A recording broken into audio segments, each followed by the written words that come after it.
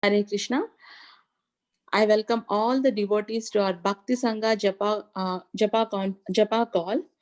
Today, we are very fortunate to have with us Her Grace Kirtida Sundari Mataji to enlighten on the topic of Caitanya Caritamrta Antya lila from 4.105 onwards. Thank you so much, Kirtida Sundari Mataji, for joining this call and giving your very valuable association and time and enlightening on the topic of Chaitanya Charitamrita Antya Leela Mataji. I now hand over the call to you, Mataji. Hare Krishna. Thank you so much. Hare Krishna. Thank you so much, Shama Supriya Mataji, for your very warm welcome to everyone and for your beautiful chanting as always.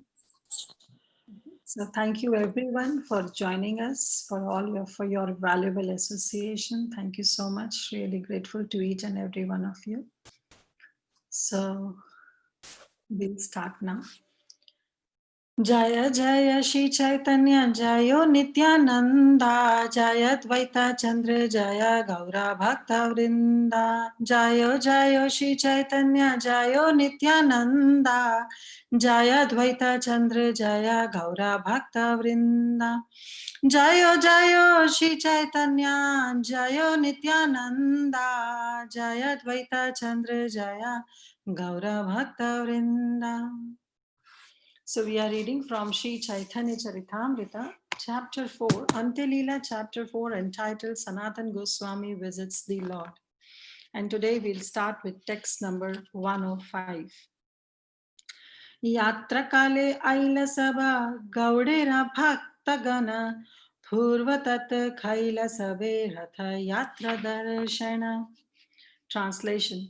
During the time of Rath Yatra, all the devotees arrived from Bengal to visit the car festival as they had done previously. Om Ajnanatimirandhasya Jnananjana Shalakaya Chakshurun Militam Yena Tasmai Shri Guruve Namaha. Nama Om Vishnu Padaya Krishna Prasthaya Bhutale Srimate Bhakti Charu Swami Niti Namine. Nama Om Vishnu Padaya Krishna Prasthaya Bhutale Srimate Bhakti Vedanta Swami Niti Namine. Namaste Saraswati Deve Gauravani Pracharine Nirvishesha Shunyavadi Paschata Deshatarine. Jai Shri Krishna Chaitanya Prabhu Nityananda Shri Advaita Gadadhar Shivas Adi Gaura Bhakta Vrinda. Hare Krishna Krishna Krishna Hare Hare Hare Rama Rama Rama Hare Hare. Mukam karoti vachalam pangum langayate yat kripahatam ham vande Shri Guru Dinatari. Okay, thank you all so much for joining, and please, before I begin this class, I seek blessings, prayers, wishes from each and every one of you to please offer your heartfelt prayers and blessings so that I can convey the right message as been given by Krishnadas Kaviraj Goswami and by our dear Srila Prabhupada. And this class may be of some use, of some relevance to each and every one of you. I bow down to each and every one of you. Vancha kalpatarubhascha kripa sindhubhaivacha patitanam pavanebhyo vaishnavebhyo namo namah. Ananta Koti Vaishnav Vrinde ki jai. Okay, so today we'll cover quite a few verses, but today the class will be very, very simple because it's typically a totally storyline, and we'll discuss that. And before I begin, as we are following the protocol, we'll try to summarize what we did up till now. And this summarization will be on a very superficial level because I know that few of the speakers, they have covered in detail. So I'll not go in detail, but just on a superficial level, we'll cover that what this topic leads to, what this chapter leads to, and then we'll move forward with our today's class. So try to do, half, that half an hour, first half an hour, we'll just do a quick recap of all the 100 verses that we covered, and next half an hour, we'll do with next 10, 20 verses just to complete the storyline. So please bear with me. So, as we all know, that this chapter, as it entitled, and Sanatan Goswami, he visits the Lord and he comes to Jagannath Puri. So, this chapter describes the journey of Sanatan Goswami to Jagannath Puri up till like till 100 verses. So remember in the last to last chapter when Rupa Goswami's visits were, his meeting was with the Lord was described. At that time, when Rupa Goswami was there in Jagannath Puri, Lord Chaitanya later on told Rupa Goswami that now you may go to Vrindavan, carry on certain duties, and uh, see if you meet Sanatan Goswami, then tell him to come to Jagannath Puri.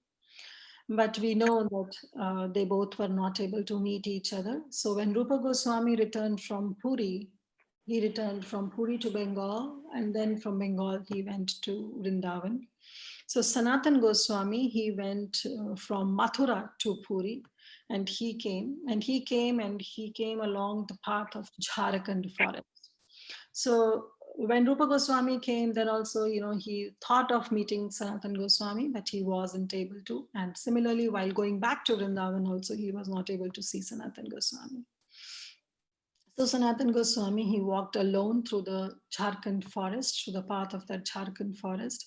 And there, because of that forest area, sometimes he fasted, and because of the bad weather, Sanatan Goswami, he uh, he basically contracted a disease that made his body afflicted with some itching sores, and there was a lot of fluid that was oozing out from that sore. So he contracted this kind of disease, and in disappointment, Sanatan Goswami considered that I am such a low caste person, my body has become totally useless, and I won't be able to see Jagannath, nor I will be able to meet Lord Chaitanya Mahaprabhu, because he knew that Lord Chaitanya Mahaprabhu is staying near the Jagannath temple. So he said that I can't go near the temple, I'll not be able to meet Mahaprabhu. Then what's the use of my life? So he decided that, I should sacrifice this body, and I should give up this body, especially in a good place, in Puri Dham, so that my unhappiness will be mitigated and I shall attain an exalted destination. So that was his thought process that was going on. And he thought that, let me go to Jagannath Puri, and once I go to Jagannath Puri, there will be a Rath Yatra festival. I'll give up my body under the wheel of Lord Jagannath, and of course in the presence of Lord Chaitanya Mahaprabhu, and this will be the highest benediction of my life. So this was the so-called plans that Sanatan Goswami made, and he decided on his own that what he's going to do next. So when I was reading all this, that reminded of me of the yesterday's class that Preeti Vilasani Mataji was giving on Srimad Bhagavatam, that how do we plan, we plan certain things and we think that, oh, this is the perfect thing. And then we start executing. And when we try to execute on those plans, we make 10 more plans, and this goes on and on and on, never ending. So this is what happened. So, on a lighter note, His Holiness Radhanath Swami Maharaj always used to say that if you want to make Krishna laugh, tell him your plans. Krishna will certainly laugh, because our plans are on a very, low level. We just see the closer picture, but Krishna has a big picture for us. But what we see is a very small picture, and on that we fix ourselves that, okay, this is what I'm going to do, and this is how we are going to do. I'm not saying that we should not make plans. We should make plans. Making goals in spiritual life is very, very helpful and very, very inspiring also. We should make some certain reachable goals. We should do it. But at the same time, we should not make those plans, on which we don't have any hold on it. So spiritual goals are good, but material plans, Krishna knows better, so we should go with the flow. That's how it should be. Anyway, so this was the so-called plan that was made by Sanatan Goswami, and he thought that I'm going to give up my life. Finally, he reached Jagannath Puri. He saw Lord Chaitanya Mahaprabhu, and then Lord Chaitanya Mahaprabhu came forward to embrace Sanatan Goswami, and Sanatan Goswami backed up and he said, oh, my Lord, please do not touch me. I have a huge infection on my body. And Lord Chaitanya least bothered about what this, he forcefully embraced Sanatan Goswami, and all the moisture that was oozing out from those itching sores, that whole moisture touched the Lord's transcendental body. And then though Sanatan Goswami didn't feel good about it, that my infection has touched Lord Chaitanya's body, but Lord Chaitanya, he felt really very happy by embracing Sanatan Goswami. And then they both sat together, and then Lord Chaitanya Mahaprabhu, he discussed that how he met Rupa Goswami, and then he told Sanatan Goswami about the departure of his brother Anupama. And then when the topic of Anupama came in, they both got into the discussion of glorifying Anupama's exclusive devotion to Lord Ramachandra, that how he was completely devoted to Lord Ramachandra, that after being told by Rupa Goswami and Sanatan Goswami to dedicate his exclusive devotion to Lord Sri Krishna, he was little hesitant. He thought that I'll do it, but overnight, he was not able to sleep. And because his devotion to Lord Ramachandra was so exclusive, that he said that, please forgive me, though you initiated me in the Krishna mantra, but still I'm not able to chant Krishna's mantra, and I cannot forget my Lord, my Ishtadev, Lord Ramachandra. So they got into this kind of devotion, and that reminded Lord Chaitanya Mahaprabhu about the incidents of Murari Gupta, how he, being Hanuman, was also not able to forget his God, his eternal master, that is Lord Ramachandra. And then Mahaprabhu, he was reminded of Murari Gupta's incidents, and he said, Say Bhakta Dhane, ye na chade Prabhura Charana, say Prabhu Dhane, ye na chade Nijajana. So he's saying, glorious, say Bhaktadana, that devotee is glorious. Ye na chade Prabhura Charan, that glorious is that devotee who does not give up the shelter of his Lord.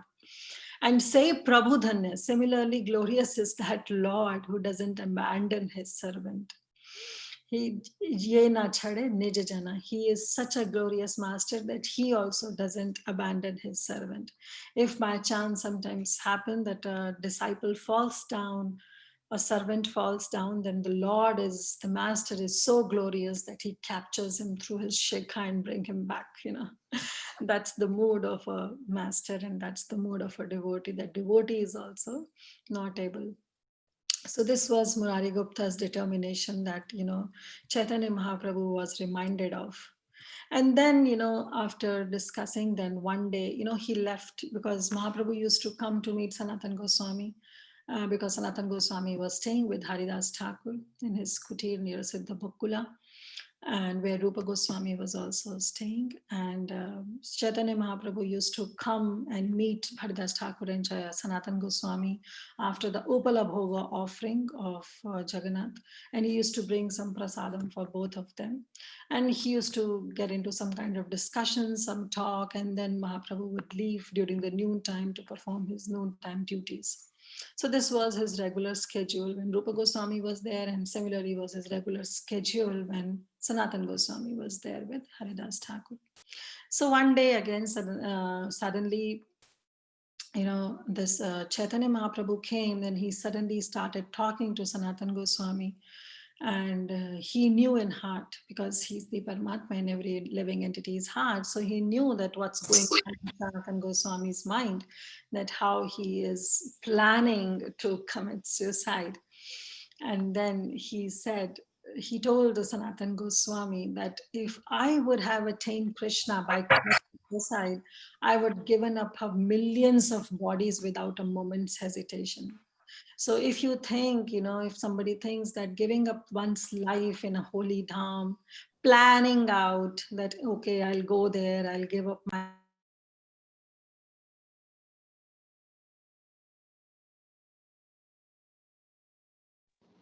Yeah, I just click unmute, Mata. okay. Everything is okay?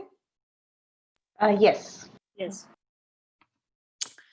So if somebody thinks that, this is my plan and I'll leave up my body in some holy dham in among all these exalted Vaishnavas, and because I'm leaving my dham, my body in dham and in association of devotees, so definitely, my destination will be glorious. So if, that's what Mahaprabhu is also saying, that if you think that doing this you will attain Krishna, then you are wrong. We are really wrong if we think in this way, because he's saying that if giving up one's life just to attain Krishna by committing suicide, if we could have attained Krishna so easily, then Mahaprabhu is saying that I myself would have given up millions of bodies without a moment of hesitation. He would not have hesitated and would have easily given up lot, his body, and he would have attained Krishna prema. But that's not true, because Krishna can be attained only and only by doing devotional service. It's only through devotional service that Krishna can be achieved.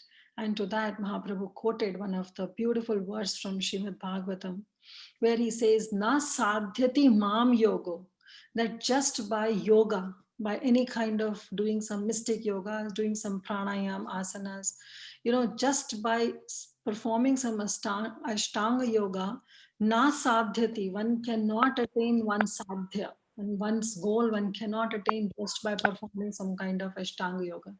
Na sankhyam dharma, neither by doing any kind of impersonal monism or analytical study, that gyanis do. Krishna says even I'm not, achievable by those personalities also. Na swadhyaya, neither he's saying that by doing some swadhyaya means doing your own studies, uh, on your own Vedic, getting deep into those Vedic literatures. Na swadhyaya, I'm not achieved to those people, those who are doing their own swadhyaya. Tapasa, neither by tapasa, neither by doing any kind of austerities. And neither tyago, na swadhyayas tapas tyago, neither by tyaga, by charity or renouncing something, I am not achievable. Then how Krishna can be achieved? Then he says, Yatha bhaktir mamorjita. Just you can satisfy me if you develop unalloyed devotional service to me. So this is the beautiful verse that says that yes, Krishna can be achieved only and only by exclusive devotional service unto his lotus feet. That's what Krishna is telling Uddhava in Srimad Bhagavatam, that by all other processes, they may help. They may help us to get fixed in service, like Ashtanga Yoga. If we practice a certain kind of pranayam or some asanas, definitely we'll be fit enough so that we can practice devotional service in a better way. But if we think that just doing certain things we'll achieve Krishna, that's a total misunderstanding. All other processes may help us, like austerities, charity. We do perform austerities during Kartik month or during Purushottam month. We do kind of do certain kind of charity also. We study Vedas. We do our Swadhyaya also, which is also very important because it is one of the limb of our own sadhana. But if we exclusively think that because of this thing we'll be achieving Krishna prema, that's not true, because it's only through unalloyed, developing unalloyed devotional service unto Krishna, that Krishna can be achieved. So therefore, Mahaprabhu, after quoting this verse, he told, give up all your nonsensical desires, Sanatan Goswami, and engage in chanting and hearing, and then soon you will be able to achieve Krishna's shelter. So Sanatan Goswami, he understood that, my decision is not at all appreciated by Lord Chaitanya Mahaprabhu, since he knows all the present, past, and future, and he has basically forbidden me to commit any kind of suicide. And then he felt at the feet of Lord Sri Chaitanya Mahaprabhu, and he said, I'm just a wooden instrument in your hand, my Lord. So make me dance as you like. So this is also, one of the beautiful poem that has been written by Srila Prabhupada in his Markina Dharma when he was on Jaladuta, and he was coming to West So Srila Prabhupada also wrote the same, in the same line, in the same mood, he also wrote, Kash thera putali jatha, nachao se mate, nachao, nachao, Prabhu, nachao se mate. That I'm just a wooden puppet in your hand, my Lord. You have brought me to this Western culture. You have brought me into this. Now it's up to you how you want me to dance. You make me dance as you like. So same Sanatan Goswami also understood that, Lord Chaitanya Mahaprabhu is not at all happy with his decision. And so he begged Mahaprabhu that, oh Lord, it's up to you now how you want me to dance. So make me dance as you like.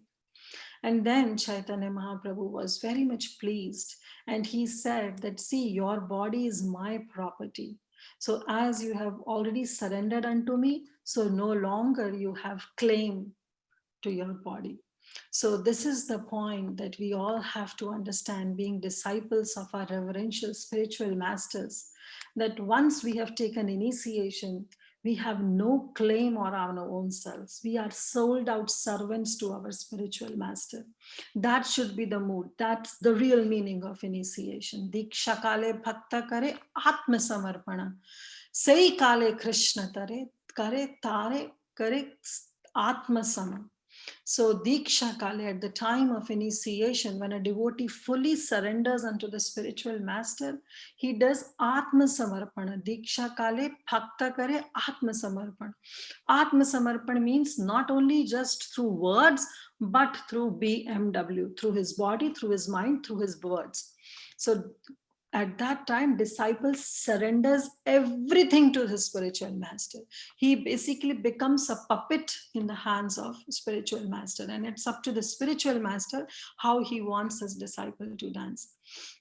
So this is the point, where we have to really think over, especially those who are not initiated. Till the time we are not initiated, we do have a choice to accept one authority or the another. But the moment we have decided on that, yes, he is my master, at that time, whether the official stamping of initiation has happened or not, but the moment from a heart when we have surrendered ourselves to that supreme, to that spiritual master, we have sold ourselves. We have literally sold ourselves. We have no authority on us, not even this body. Even this body, which is made up of all this, flesh, blood, bile, etc. This body is also now belongs to the spiritual master, and it's up to the spiritual master how he uses our this body. So to that level of surrenderance, we should have once we have decided that yes, he is my spiritual master, irrespective of whether that stamping of initiation has happened or not. But from our heart, when we have decided, then we are sold out servants.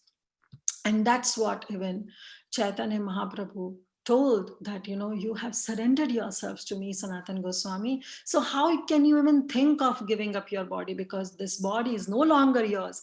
It's now my body, and it's up to me that how I'm going to use your body. So taking care of the body is also so important.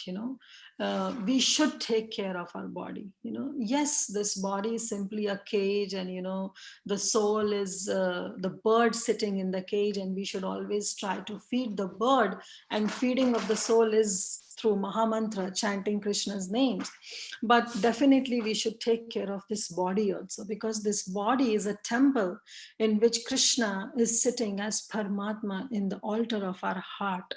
So this body is a temple. We are using this body to doing various kind of devotional service. So we should take care of body, not to become beautiful, not for on a beauty aspect, but with the aspect of performing service. My body should be fit enough so that I may be able to do my service.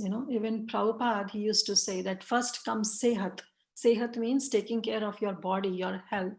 Then comes your sadhana. Then comes your spiritual chanting, that you should perform your swadhyay, you should perform your chanting, follow the 4 regulative principles. And then comes your seva. Then comes your service. But we consider service first, then we take care of sadhana, and then least we are taking care of our own health. But that's not the mood. We should take care of this body, thinking that this is the via medium through which I'll be able to perform devotional service. If this body is not conducive, if this body is not supportive, then definitely how will I perform the devotional service? It's only through this medium of this body that I'll be able to perform this devotional service.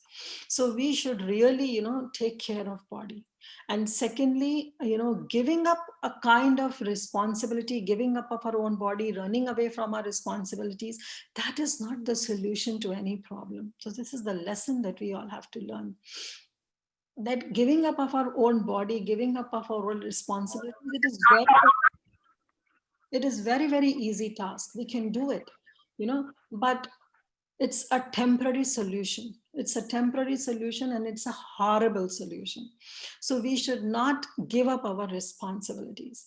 Like the famous verse, Trinadapi Sunichena, we all have memorized it, but have we really memorized the real lesson, the real meaning of it? Trinadapi Sunichena, that we have to become humble than a blade of grass. So now humility doesn't mean that we keep on saying, oh, I'm so fallen, oh, I don't know anything, oh, my chanting is so impure, I'm so contaminated, I'm full of anarthas. Saying all these things is not humility. This is really, this is really not humility. I've seen a couple of people, they saying, oh, I'm so fallen, I'm so fallen. But Prabhupada say you are most of nothing.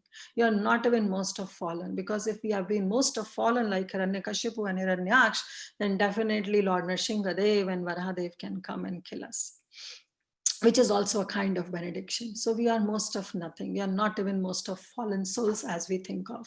So humility is not such. Humility is when we are put into a certain kind of situation which is not conducive for our growth, but still we accept it. We accept it as Krishna's plan, and we act on courage on it. With courage, we act on those plans, thinking that yes, Krishna has put me in this situation. Now I have to really act with courage on it. That is what humility is. Trinad api, trina. What is trina? Trina is a blade of grass. When you step on that blade of grass, the grass doesn't think, okay, now I'm dead. I'm happy that somebody stepped on me and I'm done with it. No, that's just a situation that happened with the grass. And what does the grass think? That, okay, now somebody has stepped on it, I'll forgive that person and again come up. And the grass comes up onto its original position because it starts acting on the situations with courage. That is what humility is. So giving up our responsibilities, renouncing everything, renouncing our grahastha ashram because we are not taking care of our grahastha ashram, or because grahastha ashram has become burden on me, and then we are renouncing, saying that I have become a renunciate. That's not the real renunciation. That's the false renunciation. It's typically a falgu vairagya. So giving up our responsibility is nothing. If that had been a case, Arjun was right when he said that, okay, I cannot fight, let me go to the forest. But that's not the solution that was given to Arjuna. Rather, he was told that yes, Arjuna, you have been put in this situation. Now act with courage on this situation. Accept that scenario, accept that circumstances, and then start acting on it. That's the real humility is. So I just stressed on this point because I have basically come across a lot of people saying that we are sick of this grahastha ashram, we are sick of this tired, and frustration arises, and that's why they come into this devotional service. It's okay, but at the same time, the frustration because of the responsibilities should not be there. We should rather carry on our responsibilities with full courage and accept the situation, accept that this is Krishna's plan, accept that this is Krishna's mercy that is coming up. It would have been worse, but Krishna is so merciful that he's just giving me little. Anyways, then Lord Chaitanya Mahaprabhu, he told Sanatan Goswami that you have no authority on leaving up your body, and now you have to become my principal instrument. And for many works which have to be carried out by you, I have so much to tell you, and you have so much to do for me. You have to go on your preaching purposes. And then he gave Sanatan Goswami the 8 instructions which were discussed, and I hopefully they were all discussed by the previous speakers. But just to give a gist, it was 8 instructions. First was he told Sanatan Goswami that you have to become a bhakta, you have to become a devotee. And then he said bhakti. Second, he told us bhakti, that practice devotional service. Then third, he says Krishna prema tatvera nirdhara, that you have to attain the highest goal, that is love of Godhead. So these are all the purposes that Mahaprabhu is telling that you have to fulfill through this body.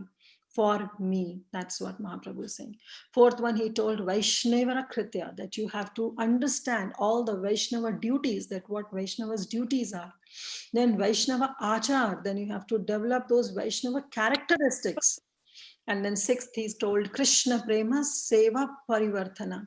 Then he said that you have to establish the centers for the cultivation of love of Godhead.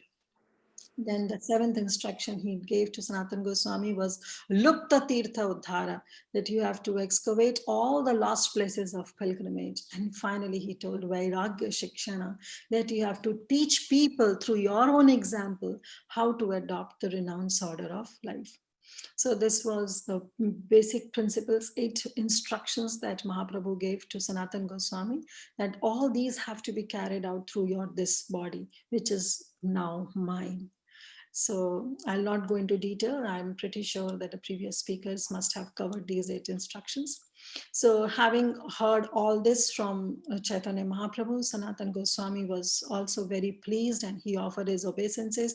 And again, he repeated that, I'm just a wooden doll in your hand, my Lord. So you just make me dance, make me dance, make me dance as you like. And that should be the mood of a disciple.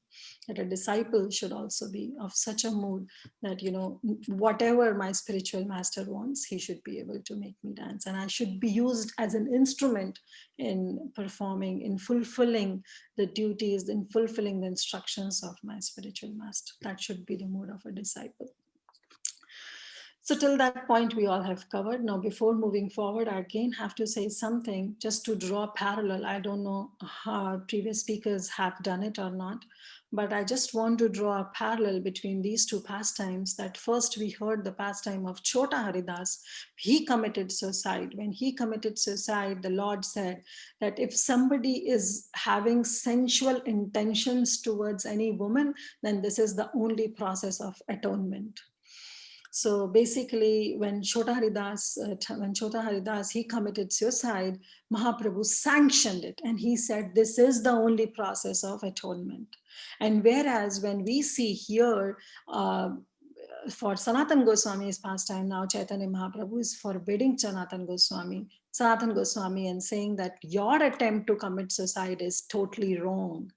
So at a superficial level, it appears that it's an apparent contradiction in Lord Chaitanya's pastimes on this topic of suicide, where he basically sanctioned that suicide for Haridas, Chota Haridas, and he forbade Sanatan Goswami of committing suicide. This is, but it appears contradiction if we through it through a material perspective, through our bodily perspective. If we think that yes, it's a contradiction because two different instructions were given on the same topic of suicide by Lord Chaitanya Mahaprabhu to his two different associates. So at a superficial level, yes, it's a contradiction, but we have to understand from its transcendental standpoint.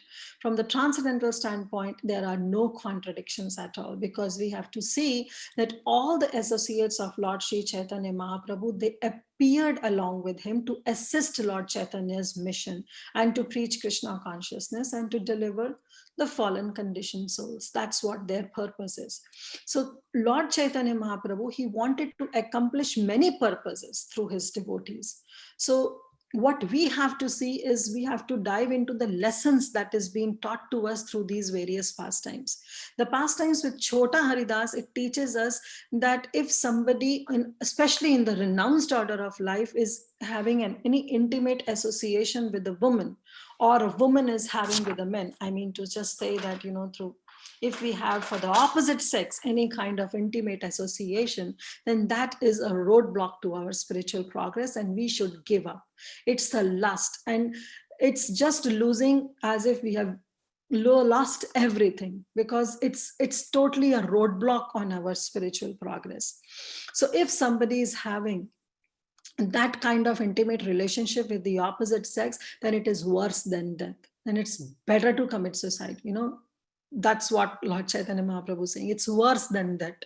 You have literally lost all your honor if that's the situation, especially the person who is in a renounced order of life. So through this example, this Chota Ridas, Mahaprabhu is teaching us that this is what the consequence can be. But whereas, we have to understand this Chota Ridas and Sanatan Goswami, they are the eternal associates of the Lord. They are pure devotees. Their bodies are basically the properties of the Lord. And there, the Lord is just like a magician, is a puppeteer who is making, all the puppets dance on his fingers. But we don't have to go into think all these pastimes through the material perspective, but we have to understand through the transcendental perspective, that through when we see through the spiritual perspective, we'll not find contradictions in any of these pastimes. And we should learn the lessons. And what final lesson we learn from Chotaridas, that the intimate relationship with the opposite sex is really condemned. And it is condemned in all the ashramas, but yes, definitely not at all accepted for one who has renounced order of life. And whereas when we see the case of Sanatan Goswami is that we cannot achieve anything if we try to run away from our responsibilities or run away from our duties. So through the pastime of Lord Chaitanya Mahaprabhu, to the pastime of Sanatan Goswami, Lord Chaitanya Mahaprabhu is teaching us that yes, problems will be there, bodily problems, adi daivik, adi bhautik, adhyatmik, all these miseries will be there, but you have to stick into it. Suicide will not accomplish anything. There is a higher purpose of life. Sarva dharman parityaja mamekam sharanam vraja aham tvam sarva papebhyo mokshashami namashucha. And where he says that yes, you have to surrender unto me, and I shall deliver you from every sin and every trouble. We don't have to fear for that.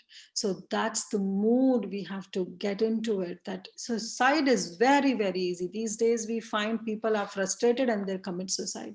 Even for the teenagers, we have seen the statistics for the suicidal cases are going high up. But that's not the solution. That's not a solution. That's rather a temporary and a horrible solution, so to this temporary bodily problem. It's a horrible solution. It's not any acceptable solution. So in no case committing suicide can help us achieve anything, because we are not those eternal associates of the Lord who are just here to fulfill Lord's mission. We are conditioned souls, and we should try to understand this. And through our sadhana and through the mercy of Vaishnavas, Guru and Sadhu and Krishna, we should try to elevate ourselves. But at the same time, develop that humility where we have to act on courage in whatever situations we are put into by Krishna. So that's what I want to stress up. And I'm sorry if I repeated anything, because I know previous speakers must have covered a lot. But anyway, moving forward from today's verse that we read was 125, that during the Rath Yatra, all the devotees arrived from Bengal to visit the car festival as they had done previously. So we know that how Mahaprabhu, when he made his residence in Jagannath Puri, so a lot of devotees from Bengal every year would come to Jagannath Puri. They'll meet Mahaprabhu, they'll attend that Rath Yatra festival, and then begins the Chaturmasya. So for 4 months they would stay there. They'll have the association of Lord, and finally after Chaturmasya they go back. They leave Jagannath Puri and they go back to Bengal. That was there every year. That was an annual thing for all of them. So this time again, devotees from Bengal, they came for the Rath Yatra as usual, and they saw Lord Chaitanya Mahaprabhu dancing before the Rath Yatra, before Jagannath. And seeing Lord Chaitanya Mahaprabhu, Sanatan Goswami was also very astonished. Then Bengal devotees, they stayed for 4 months there. And then to make Sanatana the object of the mercy, Lord Chaitanya Mahaprabhu introduced Sanatan Goswami to all the exalted Vaishnavas. That involved Advaitacharya, Nityananda Prabhu, Srivas Thakur, Vakreshwar Pandit, Vasudeva Datta, Murari Gupta, Raghav Pandit, The list goes on and on and on and on. And then the Lord asked Sanatana Goswami to offer obeisances to each one of them as befitted each one. So that's the important point, that when we also come in the association of the devotees, we have to be a little careful. Those who are advanced devotees, we should really pay obeisances to them, and we should seek blessings from them. But those who are of our same age, we should have a relationship of friendship with them. And those who are junior to us, we should be very compassionate towards them. That's how he said that as you feel like, these are all the Vaishnavas, and just see your relationship with them, and befitting to them, you should offer obeisances to each and every one of them. And Sanatan Goswami, he became dear to everyone because of his exalted Vaishnava qualities, and he bestowed mercy upon those uh, who were junior to him, and he accepted the blessings from those who were seniors to him, and he developed a mood of friendship with others who were of his age. So when all the devotees, they attended that Rath Yatra, and after that 4 months of Chaturmasya, they returned back to Bengal. And Sanatan Goswami, however, he stayed under the care of Chaitanya Mahaprabhu's lotus feet.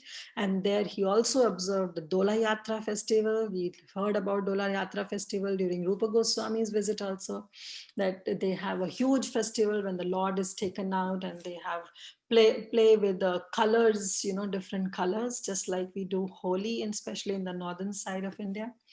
So that's the Dola Yatra festival. So the Chaitanya Mahaprabhu observed that Dola Yatra festival, and thus he was very, very happy. He felt very, very blissful in Lord Chaitanya Mahaprabhu's company. Then one day, what happened? Lord Chaitanya Mahaprabhu want to test Sanatan Goswami. And one day, Lord Chaitanya Mahaprabhu, he called on for Sanatan Goswami. So Sanatan Goswami came to Puri actually during April and May time. But during May and June time, Lord Chaitanya thought that I should test Sanatan Goswami. So Mahaprabhu, he came to the garden of Yameshwara. That's Lord Shiva. Yameshwara, Yama's Ishvara, Lord Shiva. And there he accepted prasad. And at lunchtime, he sent his servant Govinda, and he called upon that you should go and call Sanatan Goswami. I want to meet him. And when Sanatan Goswami got this news that Lord Chaitanya Mahaprabhu has personally called him, so he became so overwhelmed with joy, and he started running towards that Yameshwara garden, that I want to go and see my Lord.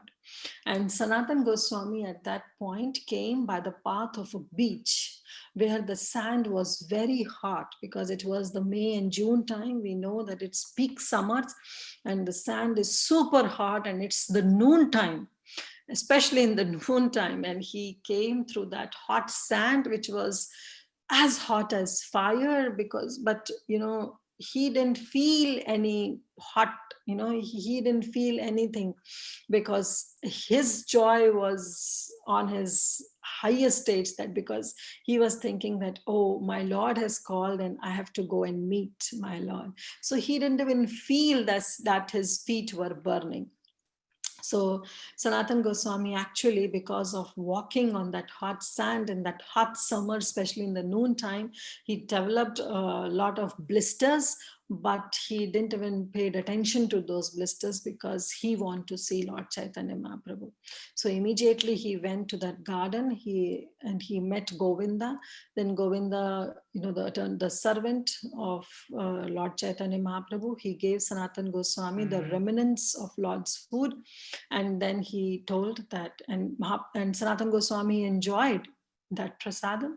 And then Govinda told that Mahaprabhu is waiting for him. And so he went to Lord Chaitanya, he paid obeisances. And then Lord Chaitanya asked, so how did you come here? And then Sanatan Goswami told that I came along the beach side. And then Mahaprabhu said, but why didn't you come from the Simhadwara? Because when you go from a Simhadwara, that lion gate, there it is very cool, right? So you should have come from that side. Why do you took a long route and you came from the beach side? Then because Mahaprabhu said that the sand was very hot, and that sand must have brought some blisters on your souls. So now you won't be able to walk. How you are tolerating all this? Why didn't you come from that Simhadwara side? Why you took a long route? But Sanatan Goswami, out of utmost humility, he replied that I do not feel any pain, Mahaprabhu, nor did I know that I got any kind of blisters. I have actually no right to pass by the Simha Dwara, because there were a lot of servants of Jagannath are always coming and going there, and if I touch them, I will be ruining myself. That was his mood. So here the point is that how we should also be having that kind of a Vaishnava etiquette and Vaishnava behavior. We'll stress on this point later. So, but I just want to finish up this whole pastime. So he said that Sanatan Goswami said that a lot of servants of Jagannath are walking here and there, coming and going on that Simha Dwara. So if I touch them, I shall be ruined, because I'll disturb their cleanliness. And then when Lord Chaitanya heard this, he was so overwhelmed with the humility and with the sensitivity that Sanatan Goswami possessed. And Lord Chaitanya spoke. He said, my dear Sanatana, although you are the deliverer of this entire universe, each demigods and saints are purified by touching you. Still, you are developing that characteristic of a devotee, that you are thinking that if I be touched by anyone, I'll be ruined, because I'll be ruining their services. That's the mood you are having. And then Mahaprabhu quote this beautiful verse, Tathapi Bhakta Swabhava Maryada Rakshana. That Bhakta Swabhava, the mood of a devotee, the characteristic of a devotee is that he is always Maryada Rakshana. He always protects the law, order, rules, regulations, all the maryadas, that is being followed, especially for the deity worship.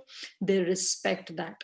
Maryadana Palana Haya Sadhura Bhushana. And any devotee who protects these rules and regulation, that's his ornament. That becomes the ornament. That etiquette becomes an ornament of a devotee.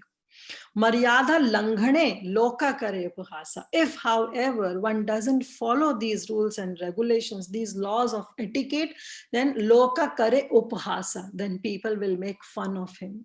And thus, what will happen? Ihaloke Paraloke Dui Hayanasha.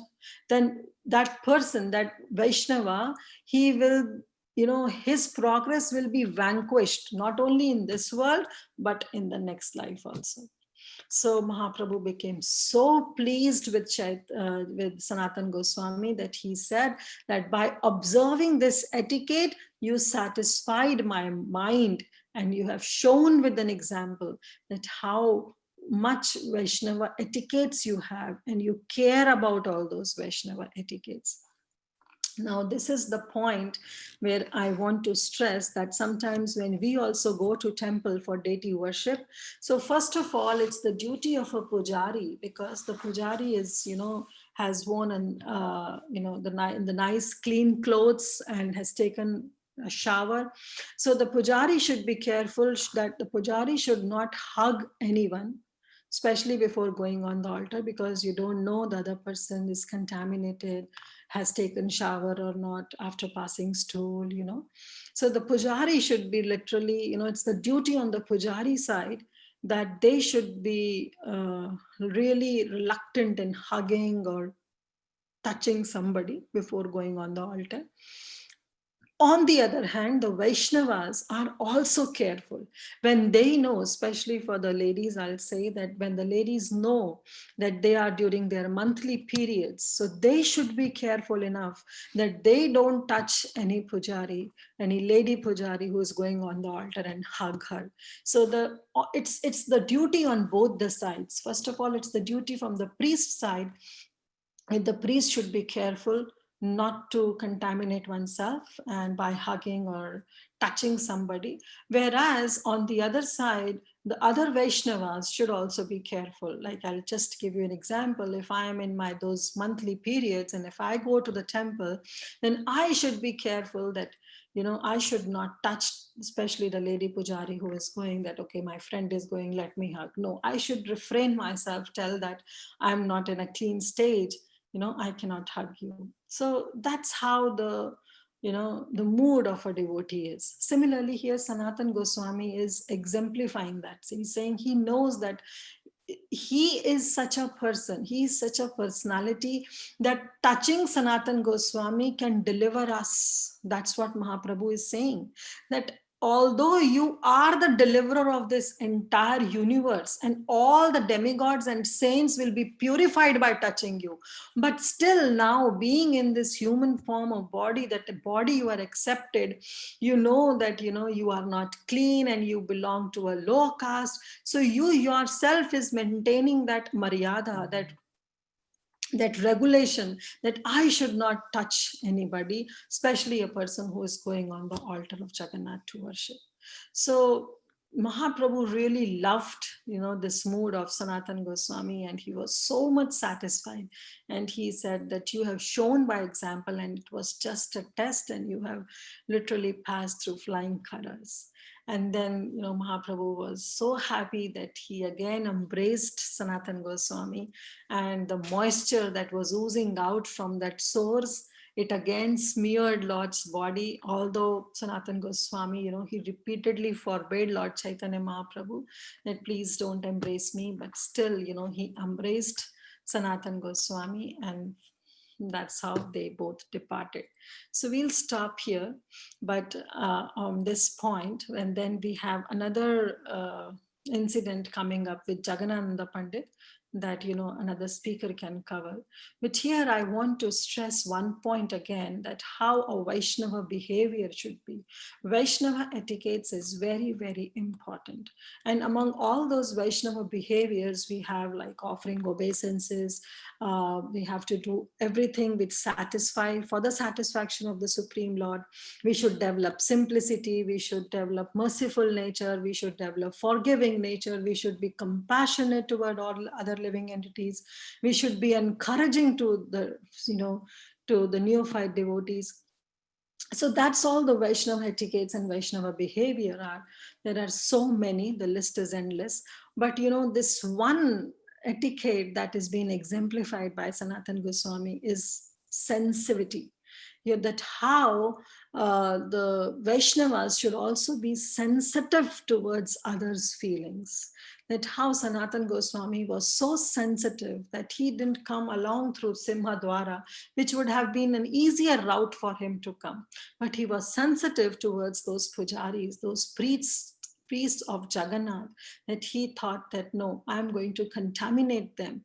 And so he thought that I have to go via beach side, though it's a long route, it's a trouble route because he has to step on that hot sand, but still he accepted it. That's the Vaishnava behavior. So Vaishnavas are also sensitive towards others, especially through their words, through their deeds. We all should be sensitive, that we should not just blurt out something to anybody, and the other person may feel something, or that's all we should avoid. So the point is that yes, we should be sensitive towards others' feelings also, not only our own ourselves, that's totally selfishness, but we should be really sensitive towards others' feelings. That's one of the Vaishnava etiquette. Okay, so thank you all so much. We'll stop here, and if let's see if we have any quick questions, any realizations, we'll take up now. Shila Prabhupada. Thank you so much, Mataji. Very, very beautiful class. Thank you so much, Mataji. Very beautiful class. I really liked a few points that you mentioned. Very nice analysis of the characters. I really liked one point that you said that both the body of Shraddha Haridas and the body of Sanatan Goswami belongs to the Lord. And the Lord, ultimately, both of them actually are the property of the Lord, and the Lord is doing what he wants to do with this property in one sense. That is very true and very beautifully brought out by you. And also the pastime of Sanatan Goswami, his humility and his sensitivity, as you mentioned very nicely, you brought it out. Thank you so much, Mataji. These personalities, they teach so much through their example. And when we just, all that we need to do is just hear what they did, and then it's so easy for us to take guidance and imbibe that. Very, very beautiful, Mataji. Very beautiful session. And always when you speak, there is a lot of power in it. Thank you so much. Thank you. Thank you. No questions. It was very nice. Thank you so much, Preeti Lasni Mataji, Hare for Krishna. all your sincere. Go ahead, Mataji. Thank you, Kirtida Sundari Mataji. Thank you Very so nice class. much. Hare Krishna. Hare Krishna. Thank you for always being there to bless Hare us. Krishna. Hare हरे कृष्ण कीर्तिदास सुंदरी माता जी कोटि कोटि दंडवत प्रणाम शिल प्रभुपाद शिल गुरुदेव की जय so many things today we learn from you koti koti danvat pranam that Sanatan Goswami is taking the long route so he's not going to disturb the brahmachari and those who are doing puja so the humble the lesson is humility of Sanatan Goswami then Chota Haridas Thakur and Sanatan Goswami Chaitanya Mahaprabhu said that if there is a senses enjoyment के लिए senses आती है तो you have to do suicide and same and the opposite side so Sanatan Goswami he wants to do suicide that time Sanatan goes Chaitanya Mahaprabhu is so strict and he said this body mind and soul like BMW body mind and words when we are taking initiation and before initiation also we have to prepare ourselves otherwise all the sins are going to our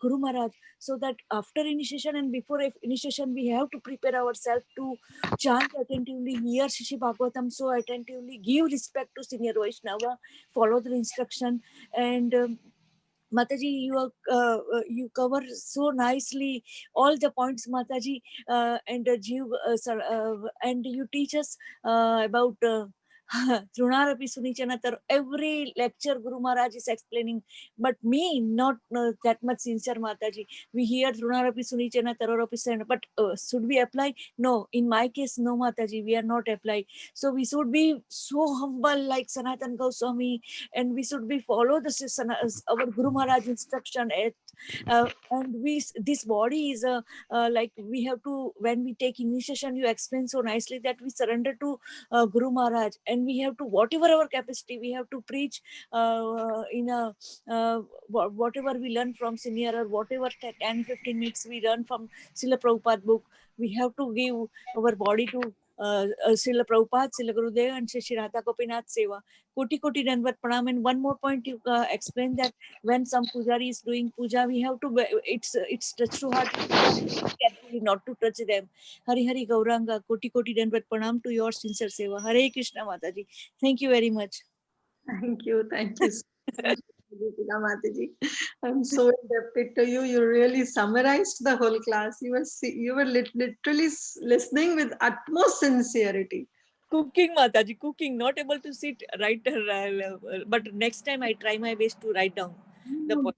covered practically. You covered and repeated, and once all the points are repeated, it gets embedded in our heart. So thank you for your services, Mataji. It was so beautiful. Thank you. And one more thing, Mataji, whatever I said is not that I was speaking, it's all from Prabhupada's purport and all from Prabhupada's books. So it's definitely coming everything from Prabhupada. Yes, Mataji, it is coming from Prabhupada, but we are the Buddhist last bench student that not making note. You are preparing you, Priti Vilasini and Jana from last 15-20 days. Yes, it is mercy of Bhakti Charu Maharaj or Srila Prabhupada or Srila Gurudev. But still, you all are working hard. We are last bench student, not making notes. So stupid, Mataji. But I will promise that at least I will sit in a one corner and make a notes. Thank you, Mataji, but your sincerity is really glorious. Thank you. Hare Krishna Kirtida Sundari Mataji. Thank you. What a wonderful class. Wonderful class. You know, one thing, two things. when you were speaking about Sanatana Goswami and how, he had all these sores and he was thinking his body is useless because how can he serve the Lord? And it reminded me of a devotee that used to be here in San Diego. His name was Radhanath Das. And he had some kind of disease that his body was basically wasting away and he was a paraplegic. So I think his legs had to be cut off. I think he had to have. I think his arms were okay still, so maybe he wasn't paraplegic, but his legs had to be cut off, and he was in a wheelchair. And he actually distributed a book to a boy, and this boy, with that book, became a devotee, a very, very nice devotee, very, very, like, his name is Balaram Das, and he's from the San Diego Temple, and he's like in charge of so many things. He just does so much service for everybody, Um, and I was just thinking immediately, I thought, we may think that our body's useless, but in this state, and he was, basically he had to have some assistant take him around because he was not mobile either. He couldn't use anything. So he was, almost laying down in his wheelchair as he was, and he was distributing this book. So immediately I thought of this one devotee, and I was thinking, who knows? You don't know what you are capable of.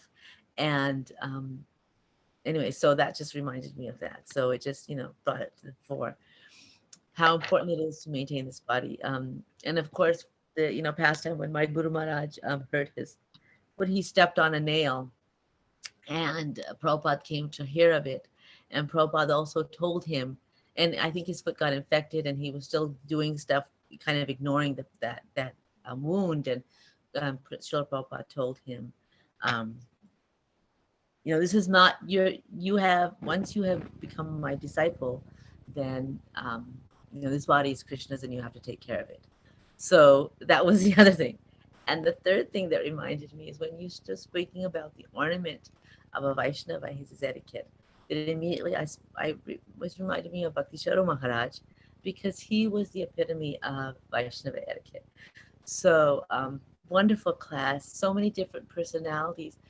Not only was the story and hearing the pastime of Sanatana Goswami, Chaitanya Mahaprabhu, and that pastime, but through that story we are reminded of so many exalted Vaishnavas and so many pastimes in present day, of continuing of Chaitanya Mahaprabhu's saga, right? Because it's continuing of his mission when we see these devotees and we see this process. So those are the things that came to our minds. Thank you very, very much. Hare Krishna. Hare Krishna. For bringing up this point. Yes, we really don't know how we are going to be used. Only thing is that we have to surrender and keep praying that, oh my Lord, oh my Master, oh my Gurudev, please use this body in some service, somehow or the other. So that's so beautiful, Mataji. Thank you for bringing up all these points of remembering His Holiness Jayapataka Swami, Bhakti Chara Swami. So thank you, Mataji. Thank you for your presence. Yeah, we say, right, Mukham karoti vachalom pungum langayate giram yat kripahatam ham vandeshi Guru Dharin. It's only through the mercy of Guru that anything can happen. We don't know how we are being used in any of the instrument. Thank you so much. Hare Krishna. The other thing I wanted to ask, and I was thinking of, is as you were mentioning about Dol Yatra, isn't that also Mahaprabhu's appearance day, Gaur Purnima? Yeah. Yes, it's not Prabhu's appearance. It's Gauri Purnima. Yeah, that's what is the Dola Yatra festival. Interesting. Yeah. But somehow, at this point in time, there's no reference made to it being observed as, no special.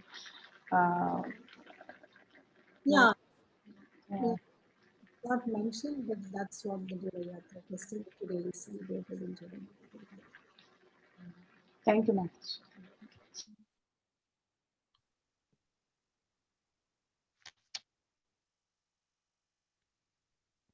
Hare Krishna, Kirtida Mataji. Thank you so much for the beautiful, beautiful class.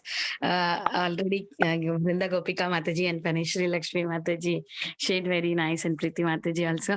I was mainly, I like the point that you were telling about how, as a devotee, when you meet a group of the association of devotees, how we have to react. I mean, how we have to do our obeisances and give the respect to each and everyone in a different way. Like if you see a senior devotee, you do obeisances, and then if you see equal to you, then you are like a friend, like that.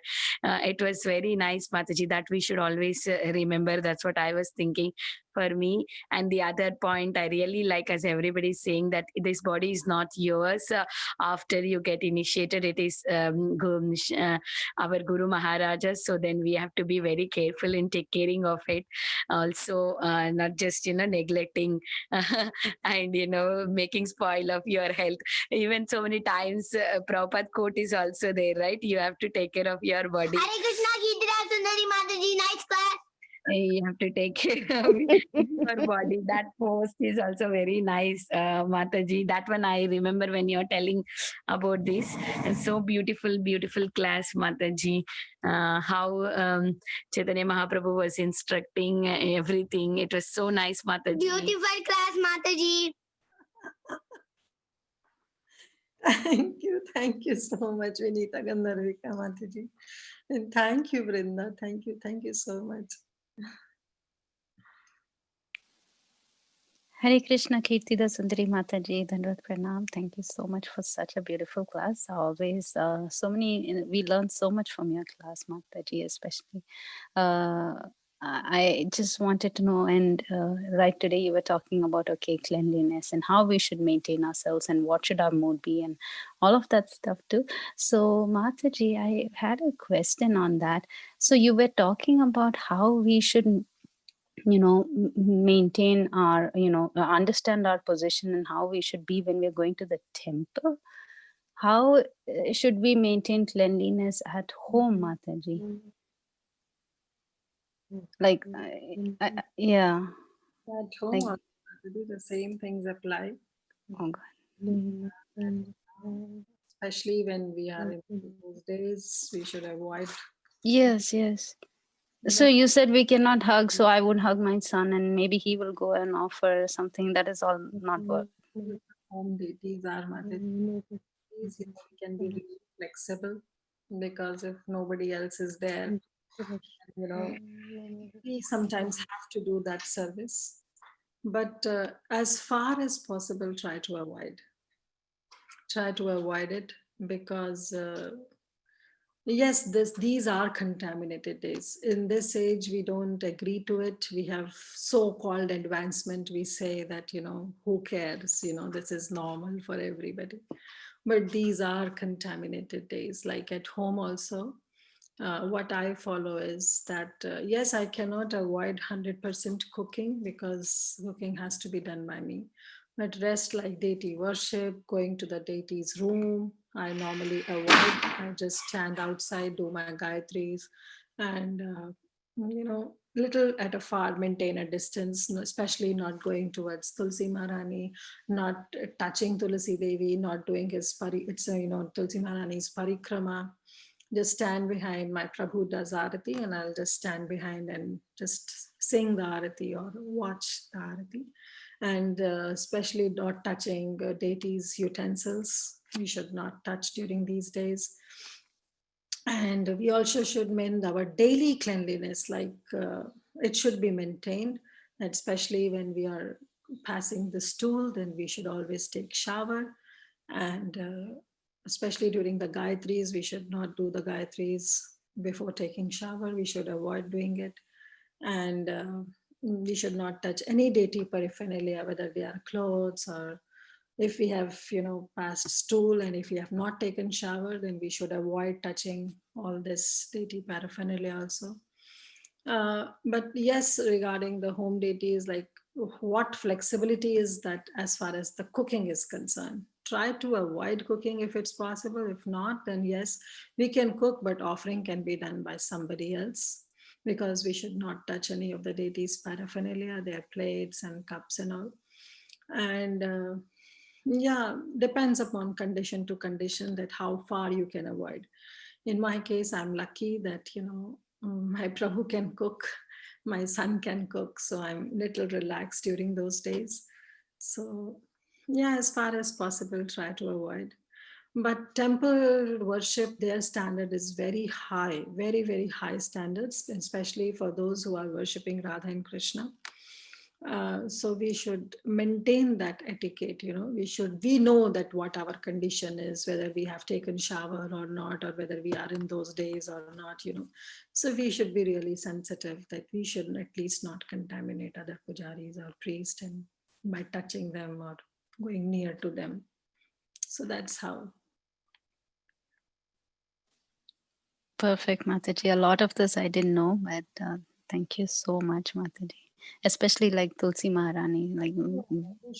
We should not touch. It is said that yeah, women who are in their monthlies, even their shadow should not be touched by Tulsi Maharani.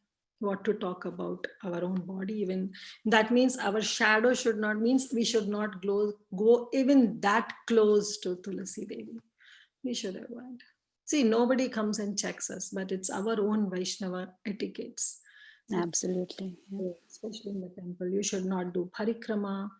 You should not go near to the altar, near to Tulasi Devi. And especially when after doing Arati, they bring fire, right? So just pay obeisances to fire like this. Don't take it onto your head. Because even when we put our hand on that flame, it's that touching the fire. So we should not even touch fire. So that's why, just pay obeisances from far distance. These are the basic things that we should follow. Yeah. Thank you so much, Mataji, and a very beautiful class, especially talking about how we should, be at every moment, and how Sanatan Goswami, how thoughtful he is about everyone. Yeah, so very beautiful class. Thank you, Mataji. Thank you so much, Indra. Hare Krishna, Kirtida Mataji. I have here one question when you are answering Hindu Mataji. Mataji, you are telling that we should avoid cooking, but cooking should be offered. Whatever we cook should be offered by somebody else. That means whatever we cook can be offered by somebody else. Did I got it correctly? Your voice is not coming. It can be offered by someone else. And if nobody is at home and if only we are left all alone, then we have to offer. Then the point is that we can take some separate disposable containers, and instead of going directly onto the altar, we can keep it in front of pictures, or even if we are going in the temple room, in our home temple room, then from a far distance place a nice table and put those disposable containers. Don't touch basically the deity's paraphernalia, and there you can sit and you can just tell Lord that these are my situation, but I still call upon you to please accept whatever has been cooked by me. Prabhupada make it little lenient. He said that, cooking is okay, but rest, we should try to avoid. Oh, okay. I usually offer in the kitchen because my kitchen has all the DTs. There itself I offer usually. Yeah.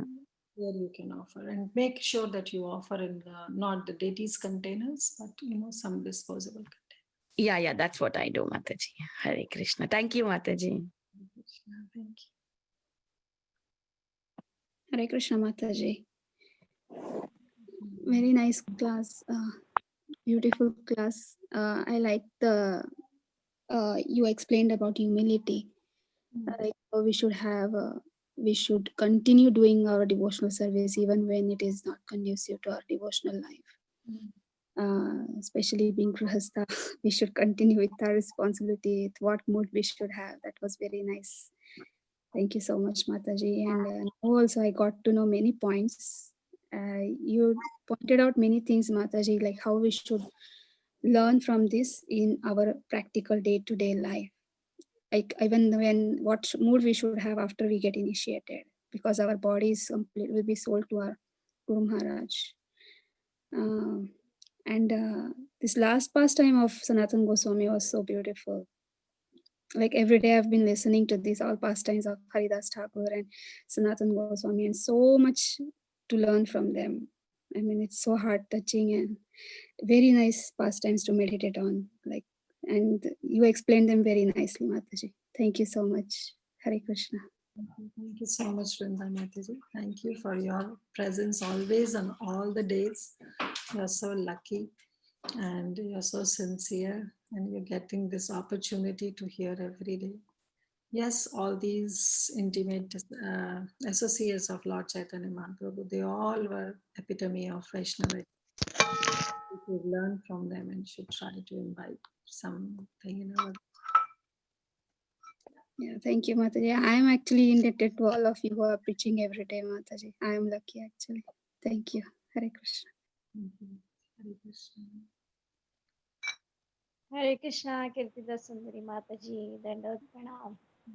Very, very beautiful class, Mataji. Thank you so much. Your classes are always so nice and so powerful. Thank you. Thank you. Thank you for your association, Mataji, and for your sweet chirping voice.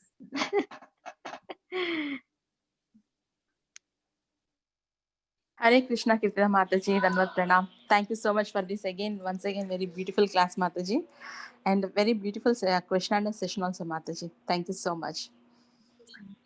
Hare Krishna devotees. So if there are no more questions for Mataji, so with all of your permission, Matajis, we can end the call. Hare Krishna, can I squeeze one more in? Please, Is it- Mataji. Please. Okay. Yeah, I've been unmuting maybe 15 times, one for every person.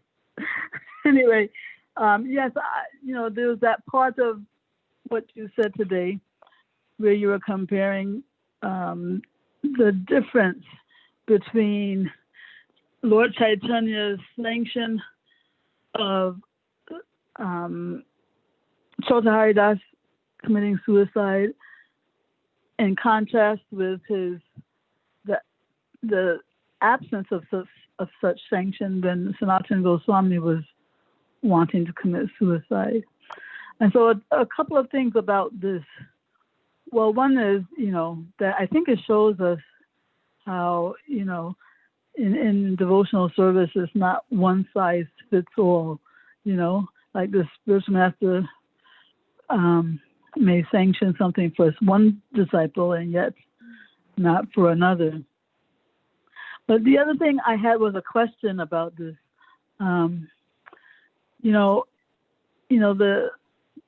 These scriptures are supposed to be our guidebooks.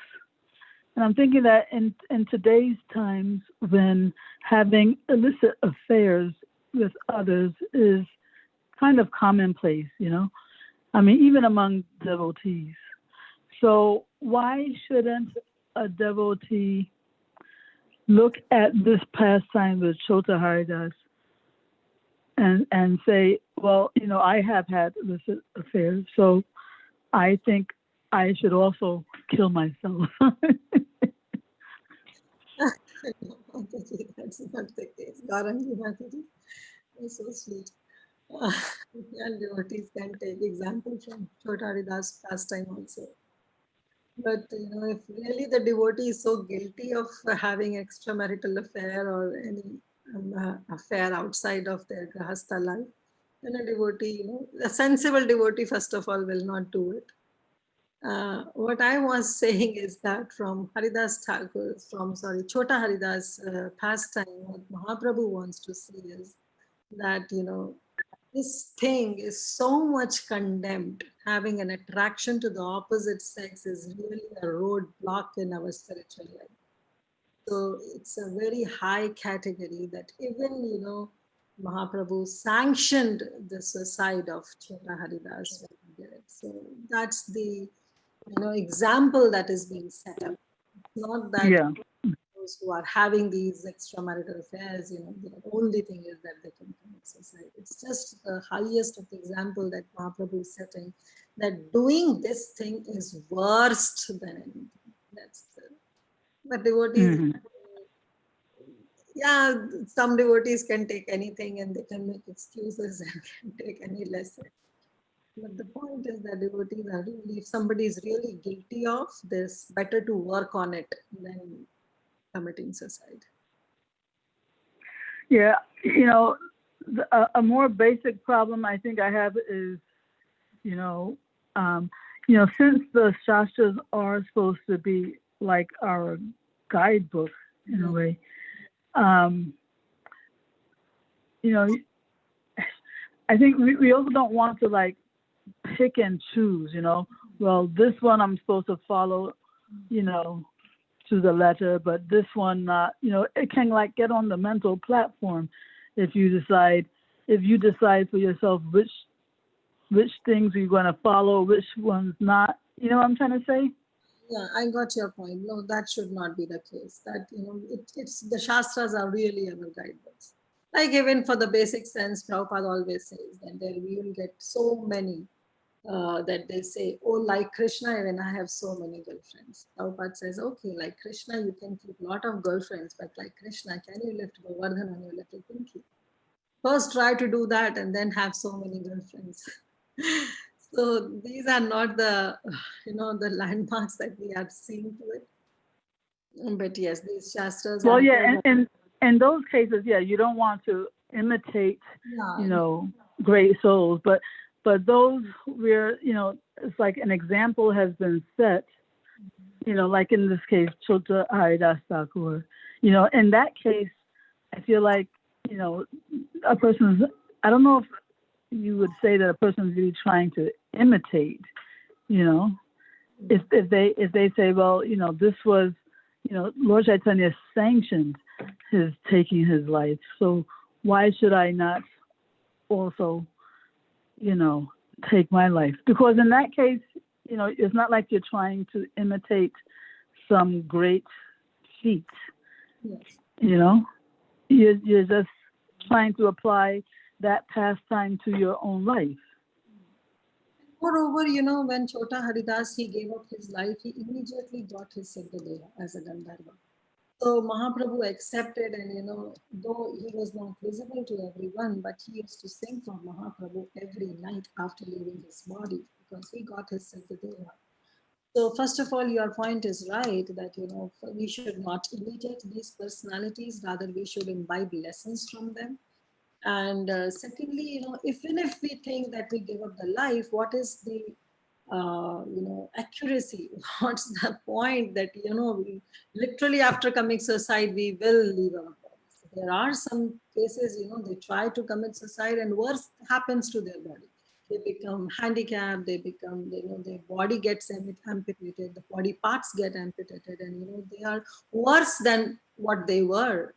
So even these days, suicide also doesn't mean that you will definitely be able to leave your body. If Krishna doesn't want, then you'll not be able to. You fell from this highest top building, still you'll get all kind of problems, but you'll not be able to give up your life. Then what? Then things become worse than before. So yes, your point is right that we should not imitate them, rather we should imbibe lessons from them, especially from Chota Haridas. We should try to imbibe that lesson and not get attached outside of our marriage to any of the opposite sex. And whereas in the case of Sanatan Goswami, we should also understand this lesson that no matter whatever happens to our body, to our environment, to our situation, to scenarios, but still we should continue in service of Lord Shri Krishna. We should act upon it, accept all those situations, all those circumstances, accept it as the will of the Supreme Lord, and carry on our service. So these are the two basic lessons that we have to learn from all both these pastimes. Yeah.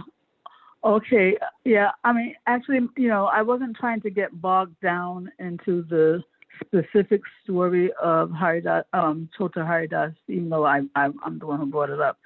I was trying to make a more general, kind of question about which pastimes we should take as like a direct indication of what we should do and take it literally, and which pastimes we should take it more in a more figurative way. Like, in this Chota Haridas case, the guidance wasn't to be taken so literally. We shouldn't like literally kill ourselves. As you said, the lesson was more, how severe that that activity was. So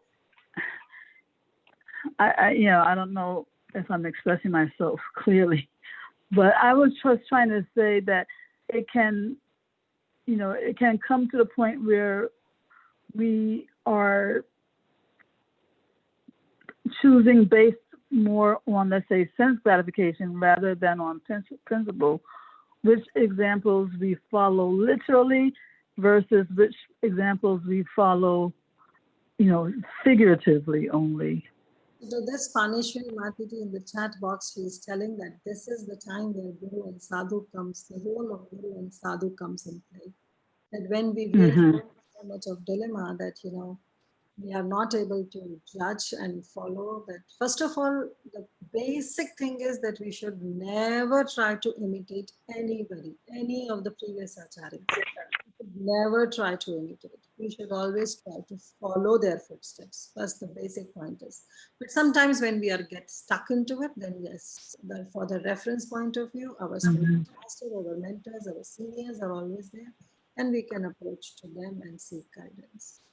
Yeah, actually, that's what I was looking for, because that's what occurred to me too as the answer. That when you're in these kinds of situations, you have to, you can't look to the scripture on your own. Yeah, you have to get that from your guru, shiksha, diksha guru to get the thing. And my final note, not a question, just a comment that. And thank you, by the way, for your answers. It was very nice. Yeah, it was just final comment I wanted to make was that I really appreciated your emphasizing that, humility is not, giving this lip service to I'm the most fallen and so on, because, that really resonates with me, because I just often feel that, maybe rightly or wrongly, but I just often feel like people have this like knee-jerk reaction when they're like being complimented. Their like automatic reaction is, oh, I'm nothing, and I always feel that humility is not to put yourself down. That's not humility. And those who do, like Krishna's Kaviraj Goswami, he called himself the Roman stool. But that's, it's not out of self-deprecation, that comes from the heart, whereas, people, there are others who do it just because it sounds good to say it, rather than, and I think the test about whether you're really being humble is that if somebody's, actually called you the workman's stool, how readily would you agree? Or if somebody said as, negative things about you that you say about yourself, would you feel insulted, or would you readily agree? I think that might be like a test, and if you wouldn't readily agree, then I think you should not say these things about yourself, So yeah, I'm so happy that you emphasized that point, that we cannot give this lip service, I am nothing, I am so fallen, because that's not humility. That's like maybe a show of humility in some cases, but as you said, humility is your willingness and your surrender to serve Krishna instead of your sense gratification, and with whatever cards Krishna deals to you, Anyway, I just needed to say that. Thank you so much for the class. Hare Krishna. Hare Krishna Mataji. Supriya Mataji, can I take 2 minutes? Sorry. Yeah, please, Mataji, please. Thank you, Mataji. Such a nice class, wonderful class. Mataji, the point there you were saying, the contradiction between Haridas Thakur and Sanatan Goswami, when you see it in a material platform or a bodily platform, there is a contradiction. But when you see a transcendental platform, there is no contradiction because they were used as tools for lesson. Actually, that point opens up and answers so many questions in my mind, Mataji, because while reading our Puranas, Mahabharata, Ramayana, or all the Upanishad, everything we go in the basis of stories, like we have been explained in stories. And we can see some devotees, they will be introduced as a very big devotees and very sincere devotees, but in the course of the story, they may perform something and we start questioning them. And there are questions in the mind. Why did they do this? Because they're very sincere devotee. How could they do it? So what happens is, and because they're doing it for a lessons, but we don't see the lessons. We see only the sins or the problem that they did or their actions. So this point actually opened up myself that for me to, I read Ramayana, Mahabharata, everything, and there will be always the question: why did Mother Kaikeyi perform like that to Lord Ram? She was loving Ram so much. Why did she do that? But now I get the answer. She was taking that role. She was doing that role. And even in Mahabharata also, why did Bhishma Dev do that? He's one of the Mahajan. So this point was very important for me, Mataji. It like answers so many questions. And the Vaishnava ethics, Mataji, while you were saying, like compassion, mercy, encouraging newcomers, so everything is where it looks like okay because we encourage others also. Normally everybody encourage others. We have mercy on others, compassion on others. But a Vaishnava, we have to follow it every day in everybody without any partitions or any partiality. But the thing which you mentioned, like sensitive, that means you're thinking from other side because I'm trying to understand Mataji because the servants of Jagannath, the Jagannath servants, they didn't say to Sanatan Goswami that you don't walk this way, we may get some disturbance or something. But Sanatan Goswami was thinking from their side. He didn't think about him. He was just trying to think from their side. What if they may feel impure or they may get a little bit disturbed. So that is a little bit higher level, I guess. Like how do we get that thinking, Mataji? Like we have to think from other side. We have to stand in their shoes and think for them. Yes, that's the highest, that we have to step in others' shoes and think, what I would have done in that scenario. Like if somebody does something to us, we immediately jump on to some conclusion that, that person is like this, and why he said this, why she said this, and why she or he did this to me. We immediately jump into that conclusion. But rather that we should step into their shoes and see what I would have done in that scenario. you know so yes, in that way we have to be sensitive. We really have to be sensitive to others.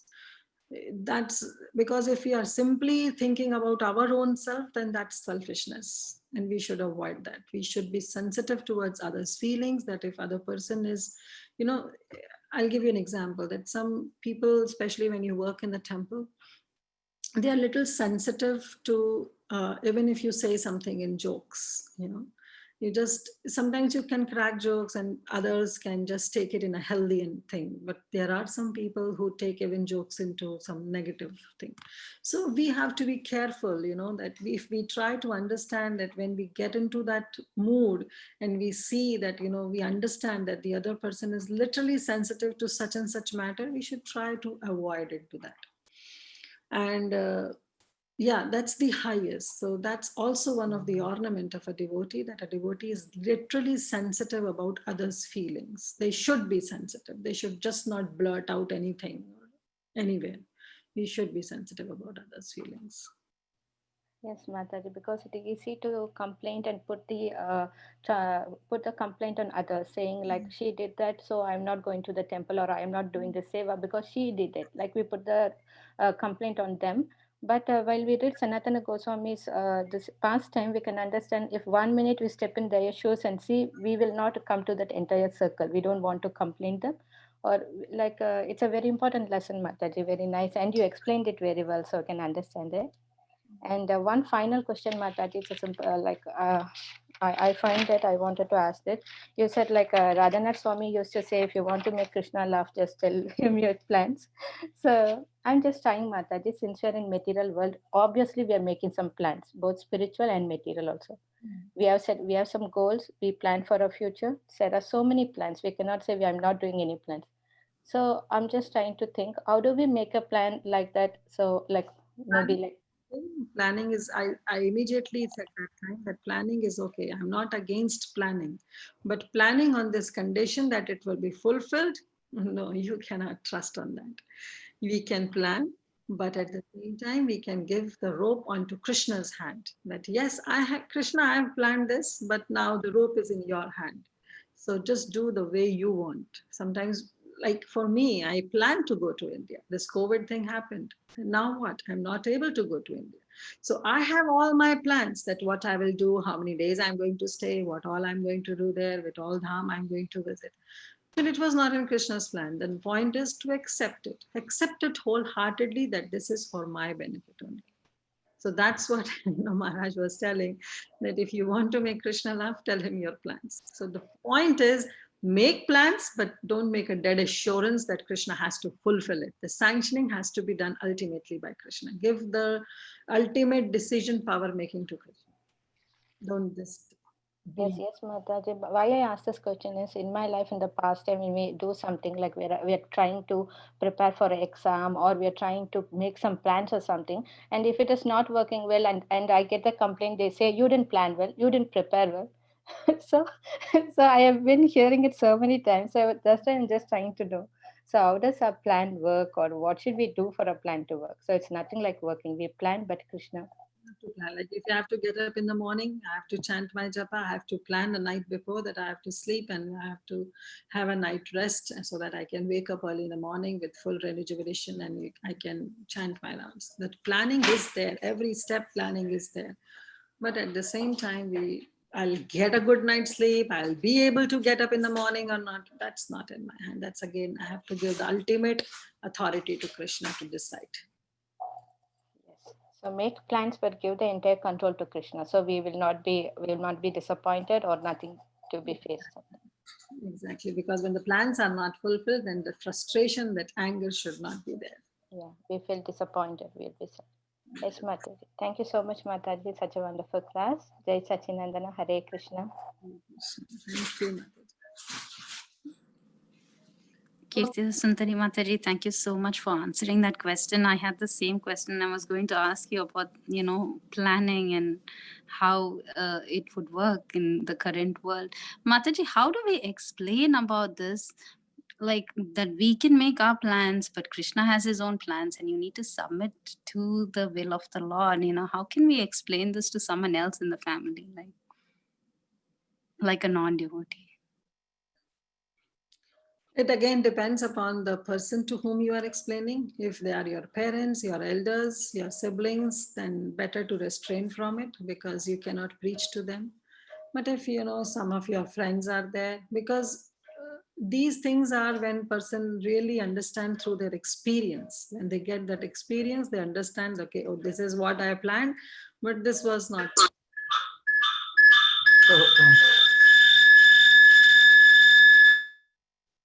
Yeah. So yes, we can always try to explain others through, we can set up examples, we can tell our own examples.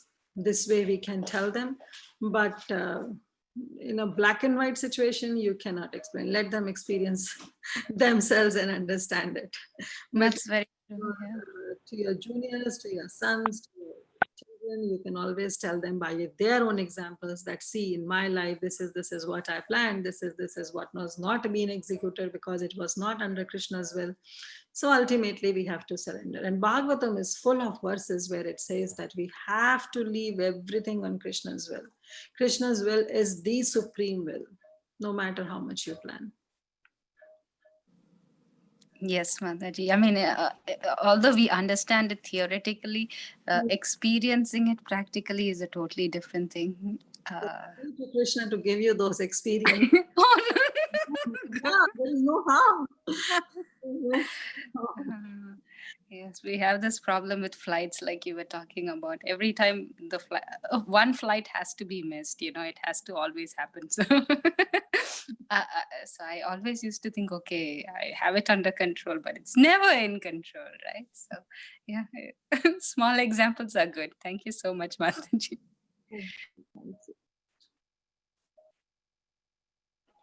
Yeah, thank you so much, Kirtida Mataji. It was again a wonderful lecturian class. We are relishing all the question answers and your explanation, Mataji. So wonderful. So with this note, Mataji, so I would like to pay my obeisances to you and all the devotees on the call. Vancha kalpatarubhyasya kripa sindhu bhevcha patanam पतितानां pavanebhyo पावनेभ्यो नमो वैष्णवेर्मो नमः. अनंत कोटि वैष्णव वृंद की जय. जय नामाचार्य श्रीला हरिदास ठाकुर की जय. जय श्रील प्रभुपाद की जय. जय चैतन्य चरितामृता की जय. जय हर ग्रेट ग्रेट कीर्तिदास कीर्तिदा सुंदरी माता सुंदरी जी की माता जी जय की जय.